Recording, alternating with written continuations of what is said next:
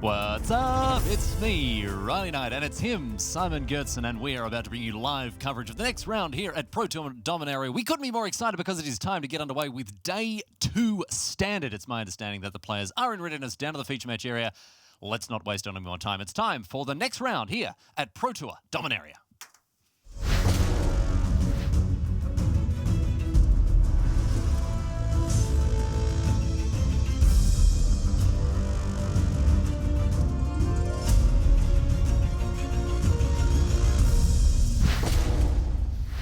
Hello, my friends, and welcome to continued coverage of Pro Tour Dominaria. You're in the booth with me, it's Riley Knight, and alongside me, my good friend and coverage colleague, the Pro Tour champion, Simon Gertzen.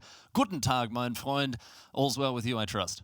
Yes, it is. I've been covering Limited until now, and I'm really excited to get back into Standard. We saw a real roller coaster ride yesterday, of course, during Day 1 with some old friends, some new friends joining the fray as well as we continue to explore this standard format. Been more or less kind of settled here for a while as we see now who we're going to be tussling with in the feature match area. We have, for your viewing pleasure, ladies and gentlemen, there he is, the Bard himself, Brad Nelson. Now, he's playing white-blue approach, and he's got his work cut out for him, my friend. Sitting across from him, the greatest of all time, Johnny Magic, John Finkel, playing red-black aggro.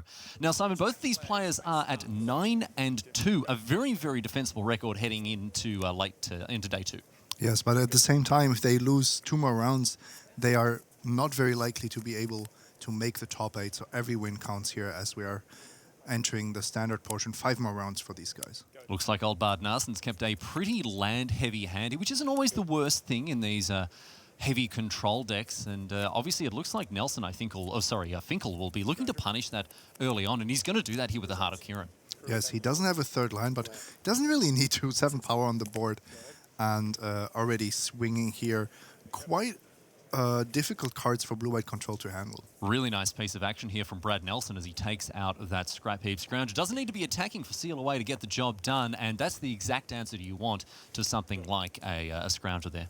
Yeah, and actually today, to start off Standard, we are seeing one of the basically defining matchups of this format. Black-red aggro against white-blue approach.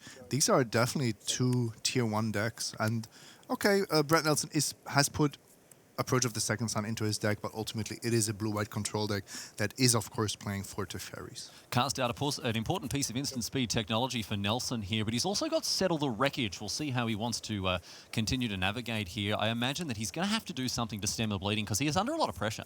Absolutely, and John, on the other hand, has to consider if and how he wants to play around Settle the Wreckage, because sometimes you will see these players expose only one creature to Settle the Wreckage to minimize its effect. Sometimes they decide that they don't have it or that they can't beat it, or that it's even strategically correct to force them to cast it. Oh, mate, just get all the lands out. Get all the lands out your deck. You do get something in return, it's true. So Nelson here.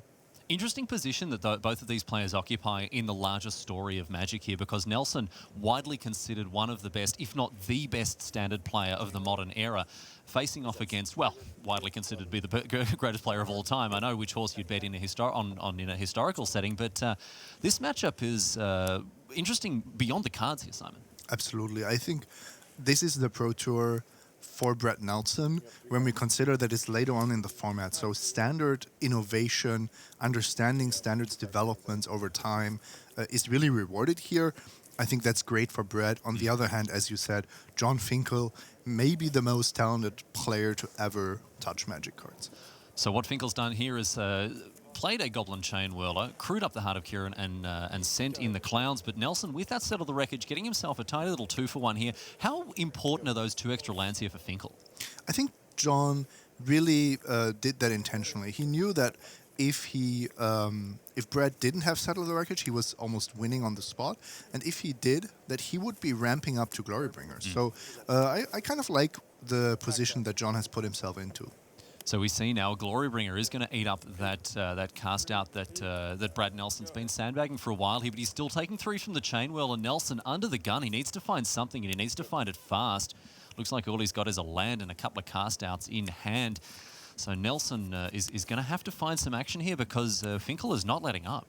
No, and I like how Finkel has been playing unafraid, not afraid of the first settle the wreckage, certainly not afraid of a second one, although that would have been a blowout. Playing with no fear in his heart here, as we see an irrigated farmland cycled away. And that's the nice thing about the mana base of this blue-white deck. Often is able to cycle away extra lands, get value from its lands with Memorial to Glory, Memorial to Genius there. And Nelson showing us exactly how these sorts of things can work. Yep. Okay. Looks like a seal away is going to take care of old Cheney Dubs there. So an embarrassment of enchantments littering the battlefield as we see another irrigated farmland.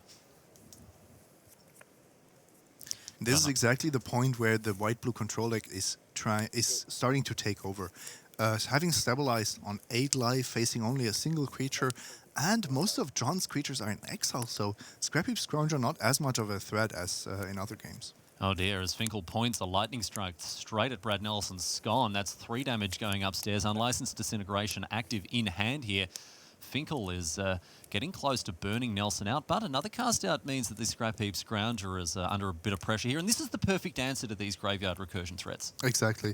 John is actually holding a removal spell, Unlicensed Disintegration, and he should know, or he should expect that he doesn't have a target for it in Brad's deck in game 1, so he's actually destroying his own creature here just to get it into the graveyard. A pretty next level play here from Finkel as he burns out his own life total in addition to the Scrap Heap Scrounger there, because he did control an artifact. And so that means that Finkel should take 17, or maybe because the Scrap Heap Scrounger went to the bin when it resolved. I don't know. I'm not a judge. I just sit here and flap my gabbers and talk about magic cards. Here's Skull Soulscar Mage. If you destroy your own creature, you cannot have your opponent take the damage. It would deal damage to yourself. In this case, the Scrounger was already in the graveyard. Okay. Yep. An update from the back table there. We do have Tim Willoughby down at the feature match area keeping an eye on things, and he does tell us that Luis Salvato has beaten Andrea Mengucci in game number 1. So Salvato there picking up a handy game 1 win against Gucci Mane. I know we'll stay on top of all of those updates as we get them to hand here. So, Soulscar Mage, you can hear the player communication crisp, curt, and very clear. No time to waste. They've got things to do, people to see. Here's a glimmer of genius, and this is the point at which Nelson is going to start to maybe pull even further ahead here. He's dealt with Finkel's threats.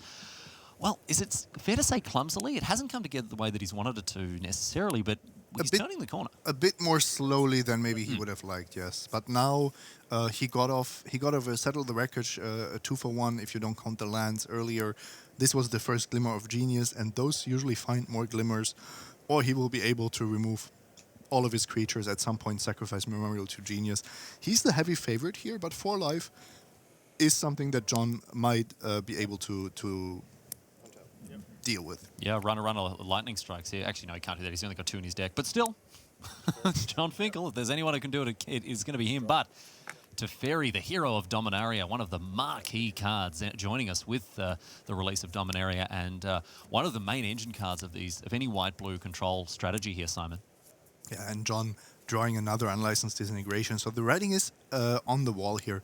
Teferi, hero of Dominaria, might not look like it closes out games quickly, but it actually makes it almost impossible for Brad to lose from some point on. The secret mode of Teferi here is that he actually only costs 3. This is the real way to evaluate this card. This is why it's seeing play in Modern above Jace the Mind Sculptor, Simon. It's incredible to think that, but as effectively a 3-mana Planeswalker you can only cast on turn 5, kind of like Serra Avenger, really. This card is incredibly powerful and pulls you even further ahead. So we're going to see Field of Ruin activation now for Nelson. Fetches out an island. Finkel finds a mountain. What's going on with that activation there?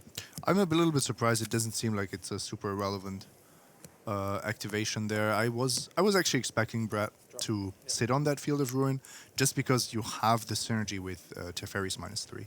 Oh yeah, you can force your opponent to shuffle something away there. Teferi up to 7 loyalty now. Yep.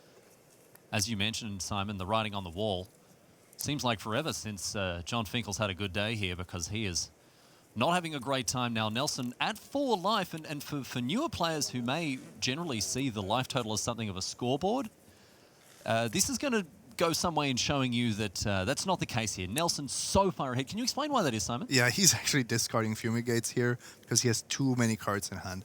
He has 4 counters in his hand and multiple ways to deal with creatures. So actually, this Heart of Kiran, if John finds something to crew, is a threat that Brad has to deal with. It's a lethal permanent, but as you can see, it's not even going to stay in play. Just tuck that away here, says Brad Nelson. So keeping the board nice and clear, and that's the way, he likes it with a full hand. I mean, he's got gasoline for days, and I mean, John's on what, like 1%? I think less. Even less than that. I think it's less. It's exactly at the point where you have an argument not to concede yet, but at the same time, you're so unlikely to win this. Even with the techie New Rivulet to mill away any threat put under the library there by Teferi. Yeah. Also a really nice card in the mirror match, which can come down to decking. Have an update from the back table as well. Looks like Andrea Mengucci has had his vengeance on Luis Salvato in game number 2 there, Simon. Equalised between the Argentinian and the Italian there, 1-1. More updates as they come to hand, courtesy of Tim Willoughby on the floor. And we now see Teferi hitting the bin here. An embarrassment of riches for Brad Nelson, and just really trying to put the finishing touches on this game. I'm a little bit surprised to see Teferi getting discarded. In Birmingham, we saw Leo Lehonen pilot the blue-white deck, and he just aggressively played his Teferi. So he just, instead of discarding them to hand size, cast them one after the other and just overwhelmed his opponents. Yeah, as like a 5-mana draw one, basically. There are better cards in Magic, but there are worse cards as well. So Nelson, nice full grip here. Finkel, not too much going on at his side of the battlefield. What's the reason for him not sort of packing this one up? I think he wants to get as much information as possible. For example, okay, it's possible that he knows at this point, of course, but there are different variants of blue-white control, and the big difference is whether these players play Approach of the Second Sun or not. It also makes a big difference for your post-board games to know how many Settle the Wreckages there are and how many Fumigates, because they are two very, very different answer cards. Yeah, and require 2 very different play patterns if you're going to, fully ameliorate the job that they're going to do here. Brad Nelson continuing this onslaught. Looks like he's considering casting a Blink of an Eye here. Yes, indeed. All right. Going to pick up that cast out with nothing underneath it. That was the one that Finkel killed his own creature in response to. Cycle it away as well here. So Nelson trying to get full value out of all those cards, drawing more cards, untapping lands. Geez, it's just all coming up Nelson right now. Move to discard. Sure. He's going to discard an island as well. So just a handful of action. And this game, more or less a foregone conclusion, it has to be said, ladies and gentlemen, here at Pro Tour Dominaria. Certainly fantastic to have your company as we explore this standard format. And really all that remains now is for Nelson to demonstrate the way in which he's going to win the game, and we'll be hitting the sideboards. Once again, it may look counterintuitive to new players. I want to hit this once again. I remember we were all at this stage at one point. He's on 4 life. How can he win? He's so far behind. But, of course, the nature of the beast in situations like this means that Nelson, again, as we say, only having to close things out. Yeah, I was actually expecting him to go for Teferi Ultimate. Looks like he might instead be going to just find Approach of the Second Sun, maybe not really caring how much information he's giving to John. So back over to Nelson now, as Finkel just sits and waits patiently. The hunter stalks his prey. Well, no, not really true at all in this case. Nelson is definitely the hunter, and his prey is he's just playing with his food. He's just a cat. He's brought up a cockroach, bitten off its leg, just batting it around on the kitchen floor here. And now Nelson has found the Approach of the Second Sun, and that might be enough here for Finkel to say, okay, mate, you got it. But we'll see. Nope, all right, okay. Finkel's going to play it till the final whistle blows here. But Nelson's going to resolve this second one pretty quick. He's got an Ipnu Rivulet. He can churn through his deck with a Teferi, and this one's all over Red Rover. Exactly. So untapping 2 lands now for Nelson. Doesn't keep the Ipnu Rivulet untapped. Going to discard another Teferi here. Doesn't need it. Doesn't want it. Doesn't need it here. So let's have a look now at Finkel's next move. It is going to be a Heart of Kiran here, but again, not too much to do. And so now, once again, all of the strings being pulled together for Nelson to finally win this match, or this game, I should say, with Approach of the Second Sun. Karizev, Skyship Raider coming down for Finkel. Last-ditch effort for him to maybe have some kind of an impact on this match. Finkel did strategically hold back a lot of his cards. So that's kind of an interesting spot. He has now seen something by Brad that pressures him, and he's hoping to overload Brad's removal and counter magic. 4 copies of Disallow in hand, Simon, is going to make that a very difficult task indeed. I mean, this is a perfectly legitimate strategy, right? You try to overload their counterspells, as you said, and Finkel in this case is just out of luck. This used to actually be a lot more relevant back in the days when we had more of these draw-go mirror matches, where at some point you would have this counter war, but of course with Nelson's hand. Yes, you might be able to overload his mana in that particular turn because he did tap a lot of it. As you can see, there is no real threat on Finkel's side. No, Nelson is well and truly in control of this, just as the doctor ordered. Ipnu Rivulet is going to mill over another approach of the second sun there. He's got another copy waiting on top, of course, which he's going to get to very shortly. There it is. And the second copy is going to be enough for John Finkel to go down in game number 1 to the might of the Standard Master, Brad Nelson. No surprise to seeing him do very well in Standard, 9-2. As we head into this round, and he's doing very well for himself. But of course, 2 more games to go, post-sideboarded as well, Simon. That's going to really change things here. We're going to take a break. On the other side of it, more Standard action coming your way from Richmond in the USA. We'll be back with more from Pro Tour Dominaria. Up your game with Ultra Pro Magic the Gathering accessories. Find the best Magic art on card sleeves, deck boxes, playmats, and more. Visit ultrapro.com to learn more and find a retailer near you.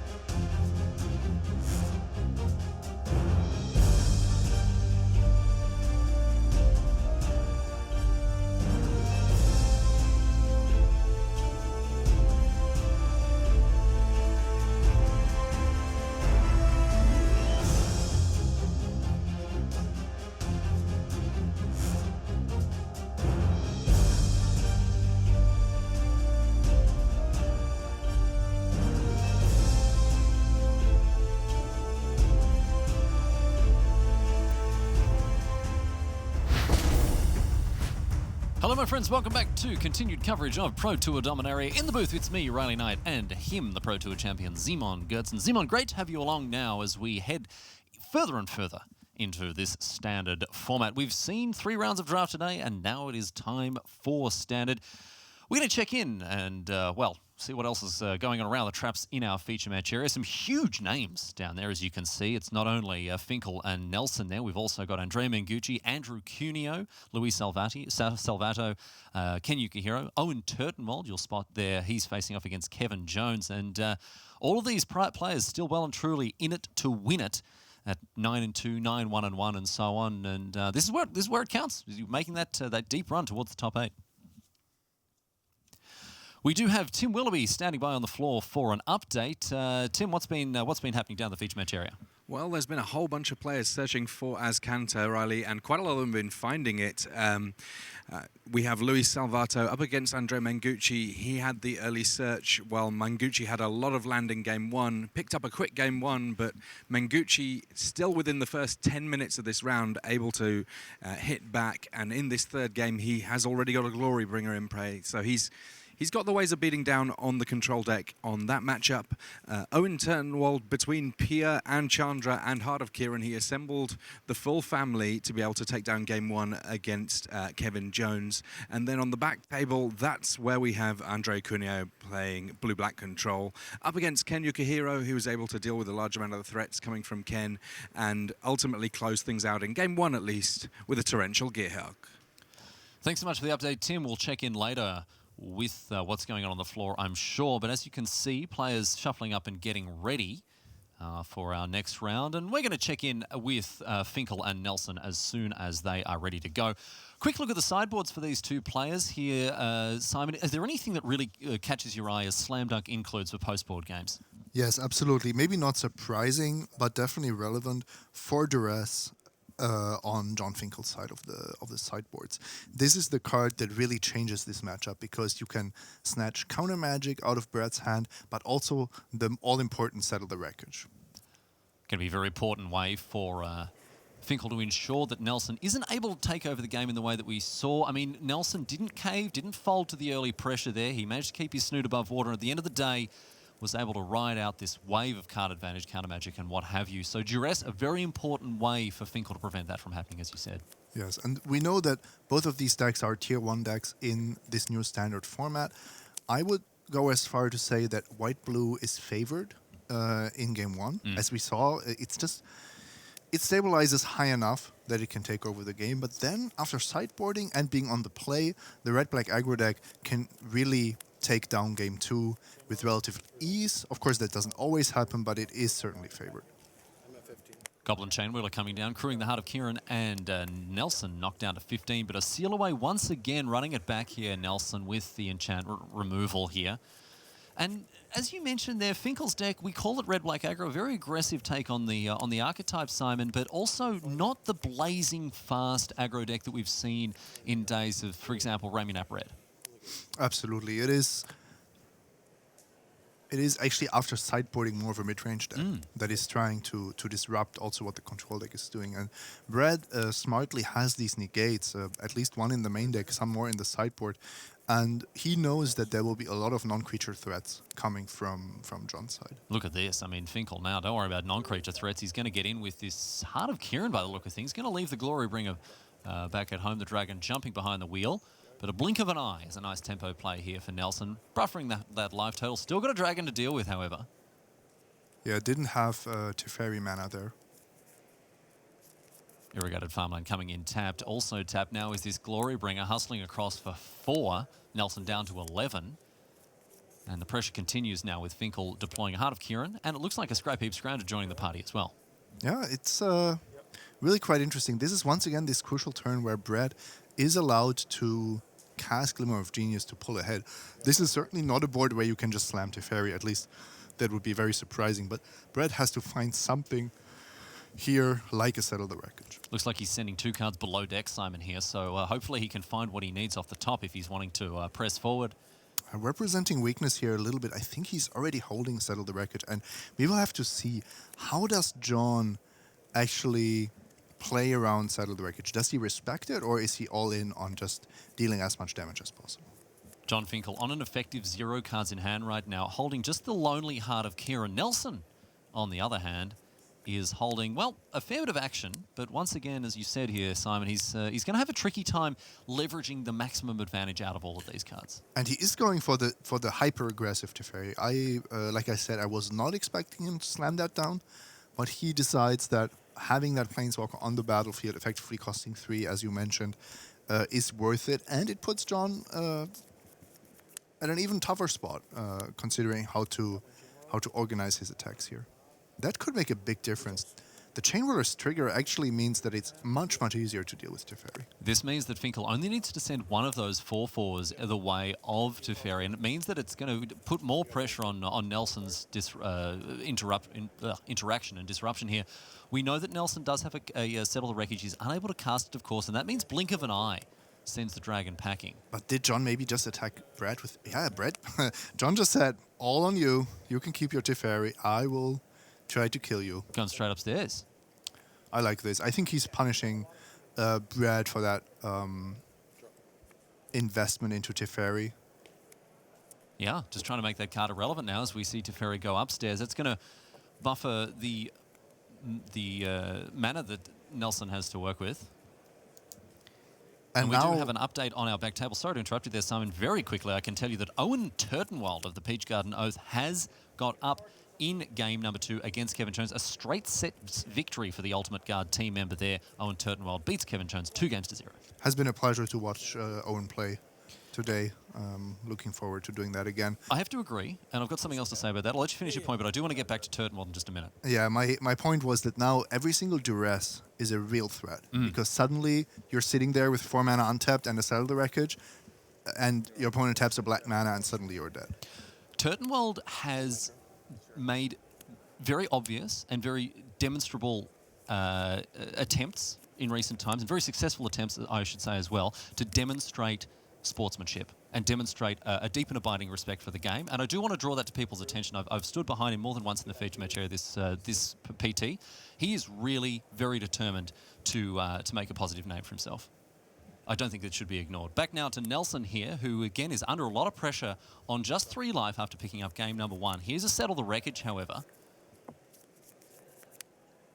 And Finkel does have some wreckage to be settled, but is this going to be enough? Well, John was aware of Settle the Wreckage, but what he also knew is that he had this spare Heart of Kiran that he wasn't really using, so he was willing to expose 2 creatures at that point. See if that comes back to haunt him, because he's just running a bit low on resources once again. Nelson, in hand for him, Teferi, Invoke the Divine, search for his counter and a couple of lands. Finkel, on the other hand, Glory Bringer, Heart of Kiran. Here is that Glory Bringer. And it's back to Nelson now. He's got 6 cards in hand, but can he do what he needs to do to finish the job, or even make a start on finishing the job here? Finkel has put up a much better attempt at more lasting pressure in this game. Yes. Even though his main plan of disrupting Brad with discard spells hasn't really worked out at all. No, we haven't seen any of those duresses. The card that you highlighted as being the most important post-board here. Teferi going to tuck away that Glory Bringer for the time being. Sure, the Dragon will have a repeat. Oh, maybe not with that Field of Ruin, actually.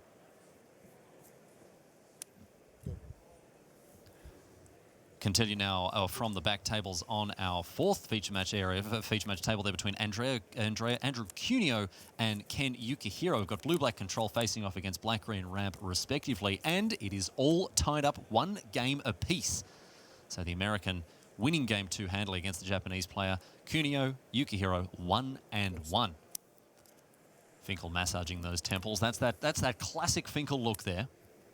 It is, and he has all the reason to do so with Invoke the Divine from Brad's sideboard, taking out Heart of Kiran and gaining Brad 4 life. Oh dear, oh dear. And Finkel now with a Scrap Heap Scrounger. And we can tell you now as well that on our 3rd table we have Luis Salvato and Andrea Mengucci facing off against each other, and fans of the Italian Stallion will be disappointed to learn that Luis Salvato with white-blue control has beaten out Mengucci. Salvato leveraging the power of History of Benalia, one of the best cards printed in Dominaria from both a gameplay and flavour perspective as far as I'm concerned.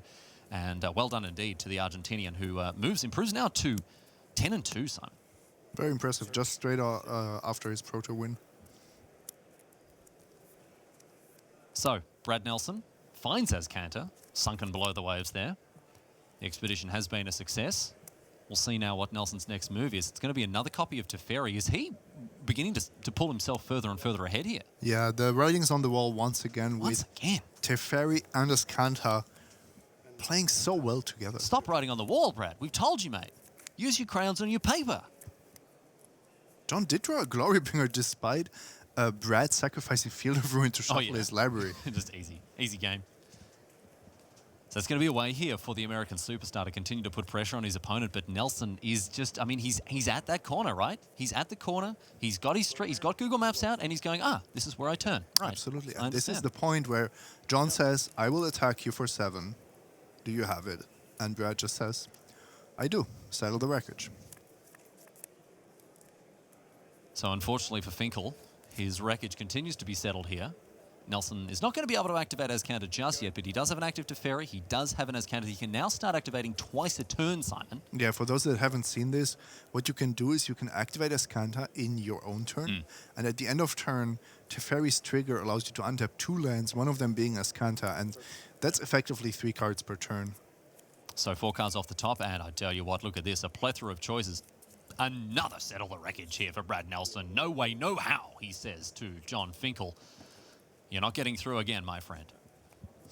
And that's actually something that you should know. When you're facing off against Brad Nelson and you're playing the Tier 1 deck of the format in red-black aggro, he will have tested this matchup extensively. He will know exactly what to sideboard, how to play, what you will bring in, and how he is going to beat that. So that's his real strength. I don't think he has, that intuitive ease of playing Magic that a John Finkel has in all formats. But if you face Brad in a standard tournament, he is showing you the ropes. And look at this here now with the Torrential Gearhulk flashing back Glimmer of Genius. Nelson doesn't even not even worried about this Scrap Heap Scrounge. Now, generally a very resilient threat against control decks, but Nelson's very ready to just put his stamp his mark of authority on this game. And indeed this match, Finkel down a game number 2.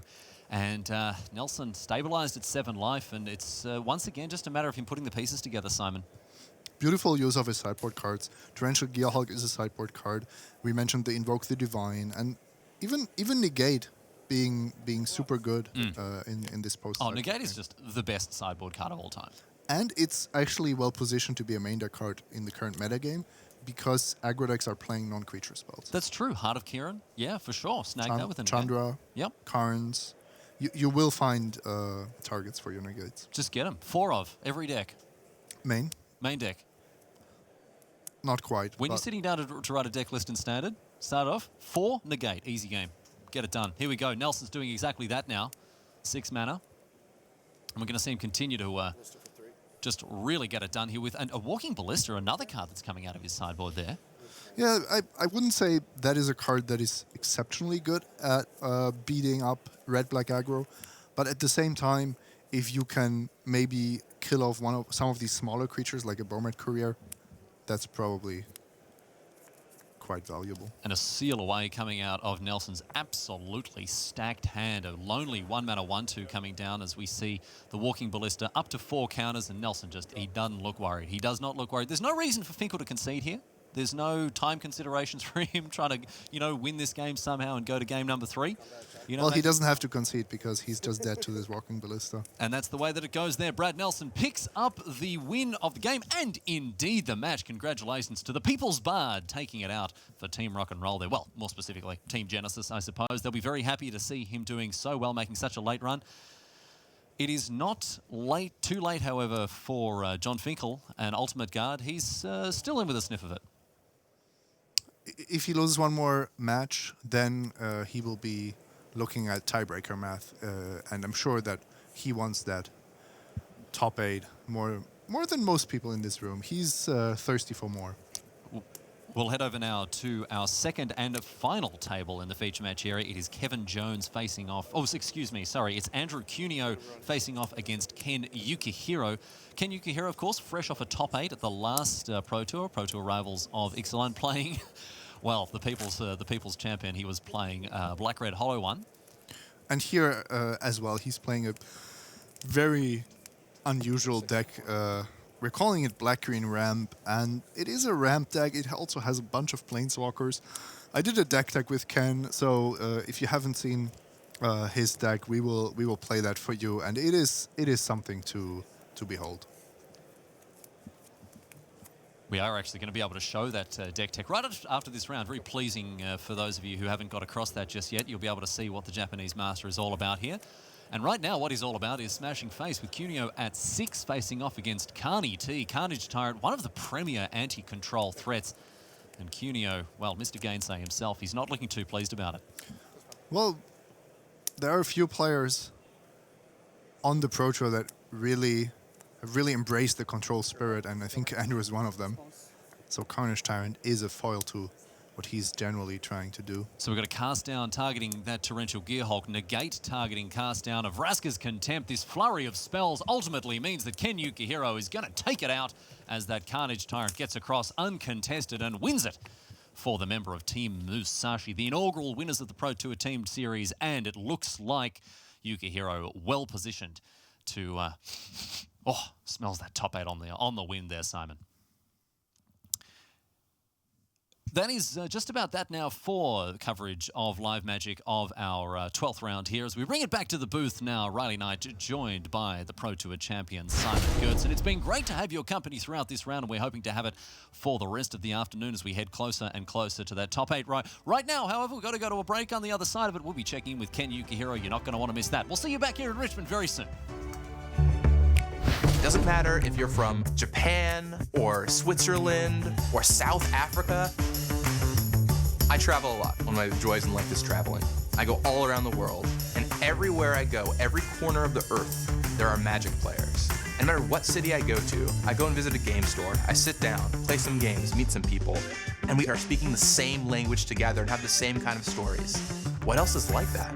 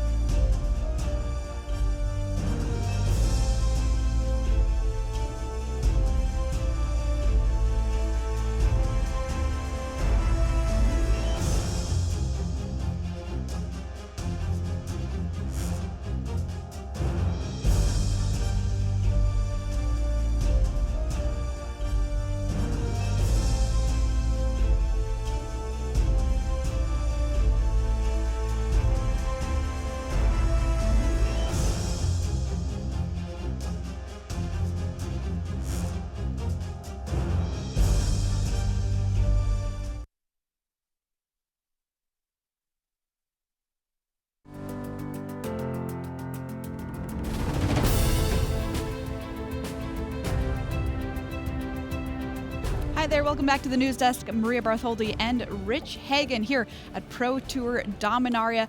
Pretty cool result for you right now if you want to keep tabs on Kenji Igashira, one of our favorite streamers.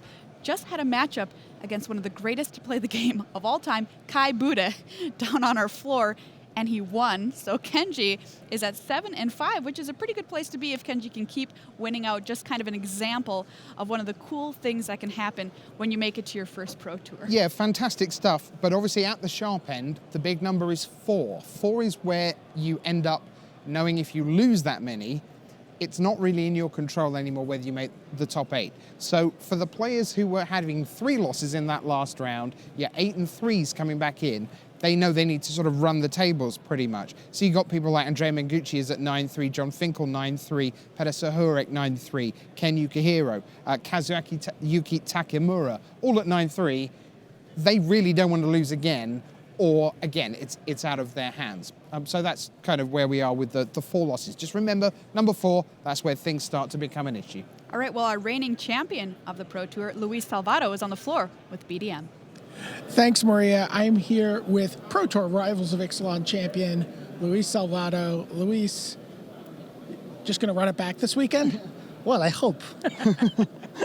It's a good situation for me right now. Yeah, I'm doing really well, and the deck is good. So if the things keep going well, maybe we have me again. Now, Lantern Control last time out, Blue-White Control this time out. Are you looking to join the ranks of the well-known control players in Magic? Is that something you were known for in the past before we became so familiar with you? Yeah, the things I always like the control decks because I love the game plan and I really like the long-term match. For example, if you finish the game, any game, and then want to play 20 more turns, I want to win 20 more turns. I don't like to win, trying to win and then lose. Testing for this Pro Tour, I tried the black-green, for example, and I realized that it's not my deck when I attack to 1 life and blue one opponent and then I lose. I felt terrible. I want that happen to me. So I really like and enjoy the decks, and I'm fast playing. That is one of the weaknesses of these decks. The thing is, the past Pro Tours, well, not the Lantern one, there's no control deck like really good. And at that moment, I didn't know that I can play in this like high stakes at my level without pressure. But well, here I am, and I really enjoy playing these decks, and it's going well. Now, Teferi is a big part of your deck this weekend. When you first saw the card image gallery for Dominaria, did you immediately know, yes, Teferi, I'm going to be playing control at the next Pro Tour? No, I didn't realize because it was hard to see the potential, the whole potential. But then playing with the guy, I realized it's insane. So it makes everything. The deck is Teferis plus the rest. You don't care about the other cards because the only way to win the games is by Teferi. So it's an unconditional control deck. You're just winning on that Teferi. Yeah, but the thing is you have a lot of answers, and you also have Search for Ascanta, but the job for Search for Ascanta is holding the enemy and find the Teferi, and then play the Teferi and win. Now, you talked earlier to me about that idea of like how powerful it is to untap those 2 lands.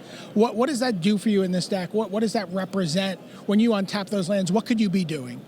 Well, the thing is, you play Teferi, you plus, you draw a card. You are in the same number of cards.